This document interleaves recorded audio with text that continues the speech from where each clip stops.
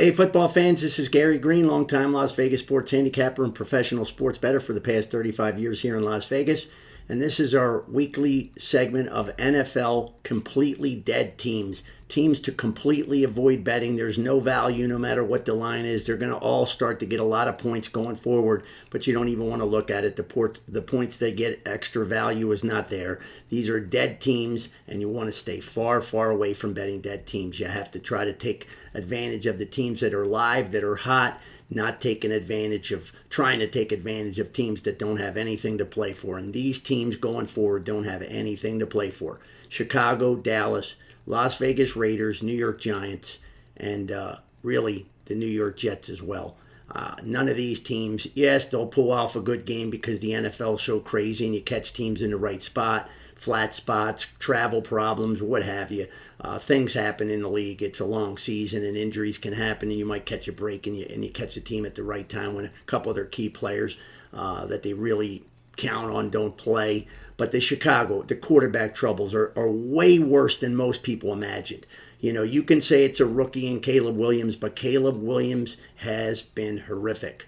Okay, he's going to come close soon here to becoming a bust just because he's so just against the norm. He's just a weird dude, and he's got pass blocking that's not as bad as you would think. Pass blockers on the offensive line are winning their matchups from play to play, and he's getting sacked back there. So that's on him. He waits too long. He's aiming the ball now. If you really watch the tapes in depth, it's really a lot worse than as bad as it is, and it's bad. So, I mean, you cannot look the situation with this team when they know that the coach is getting fired. There's so much off the field drama. You don't want no part of this team. Dallas, the injuries have killed him, but Mike McCarthy never really lived up to the expectations. Weird hire that was. Jerry Jones is a terrible owner, and the situation's just getting worse and worse when you have Micah Parsons and CeeDee Lamb, basically the top two players now left with Dak Prescott done for the year. And they're basically criticizing things. It's not good. It's a bad situation. They have no running backs. Can't even rely on that to just try to, grind out and at least hang in games and hope that the defense starts to finally play the way they were supposed to. Just a bad situation, and they're not going to get better going forward. The Raiders, the players dissented. They don't really like the coach. Last year at the end of the year, they voted for him, and quickly that turned. Just a horrible head coach, just clueless, should have never got the job. Like a lot of guys, they give these situation jobs due to a couple of wins at the end of the year when they weren't even wins to get them into the playoffs. It's just crazy stuff. But this team here, they're not going anywhere. The Raiders, again, the quarterback situation is as bad as it could be, just a disaster. The New York Giants, quarterback Jones, you had to let him play. You had to let him go. They paid him so much money.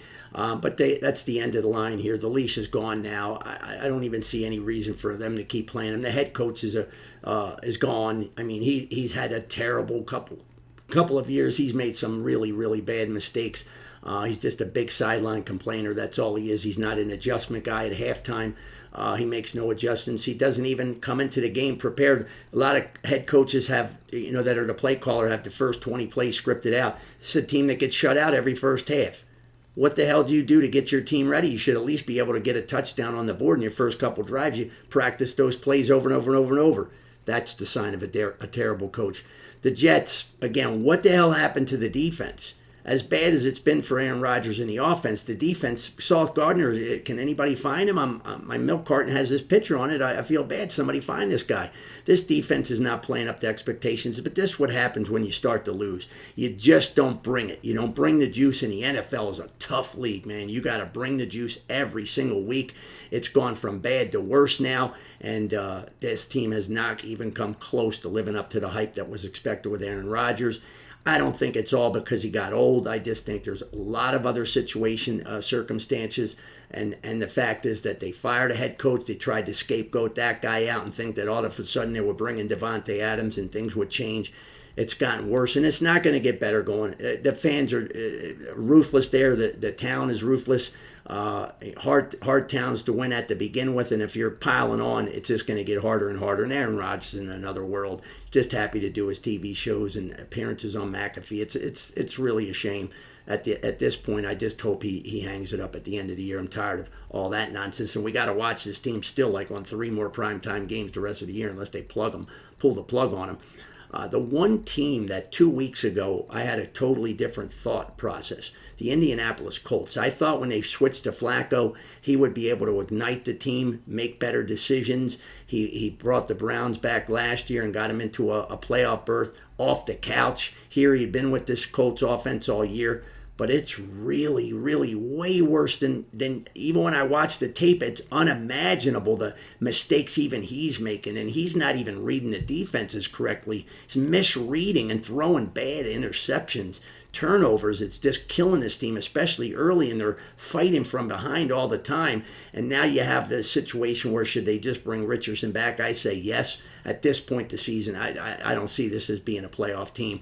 Just things crashed and burned in a matter of 2 weeks, and that can happen in the NFL. So rough league to crash and burn when there's still 8 games left to go. But that's how it goes, and betting is difficult, but you don't want to bet on damaged goods, and all 5 of those teams to me are damaged goods. So stay careful, beware, and just be careful of how you're making your bets going forward. Stay more with hotter teams, or at least teams that are live. Heck, the Miami Dolphins, after a big win on Monday night, are liver than any one of those 5 teams right now, and they have a 3-6 record. So take that into how it really looks, because it's the truth.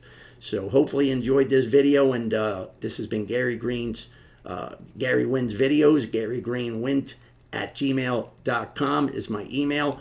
And check out all our other videos the rest of the week. We're going to soon be putting up previews for the Thursday nights, Sunday night, and Monday night NFL games, and a couple of marquee matchups in the college football this week. And I'm going to start adding some college basketball. Look for my college basketball top 10 after week 1 here this week. It's a couple of sleepers in there that a lot of people would not even realize, and I put them in my top 10 because of where I think they will be headed, not where they are right now. So check that out as well. Have a great week, everybody.